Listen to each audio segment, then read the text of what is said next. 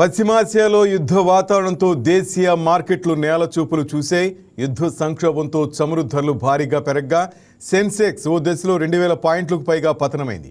Nifty 24,000 mark దిగువన కొనసాగుతుండగా మదుపర్ల సంపద దాదాపు 12 లక్షల కోట్ల ఆవిరైంది.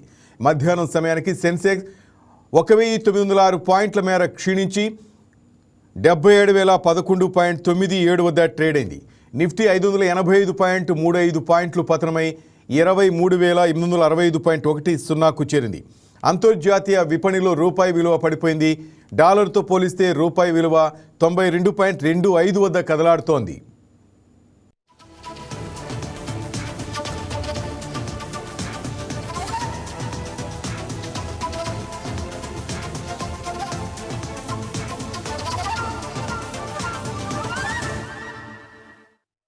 పశ్చిమాసియా ఉద్రిక్తతలతో అంతర్జాతీయ చమురు ధరలు భారీగా పెరిగాయి.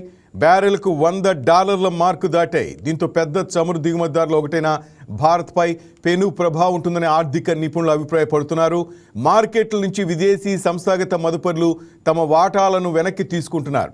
శుక్రవారం నాడు 6,030 కోట్ల మేర ఉపసంహరించుకున్నారు.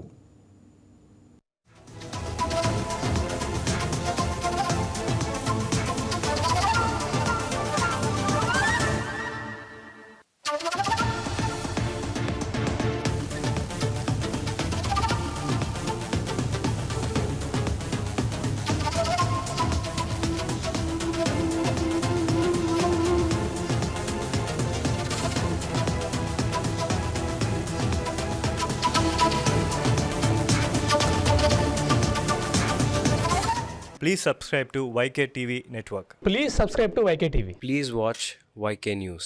Don't forget to subscribe YK News channel.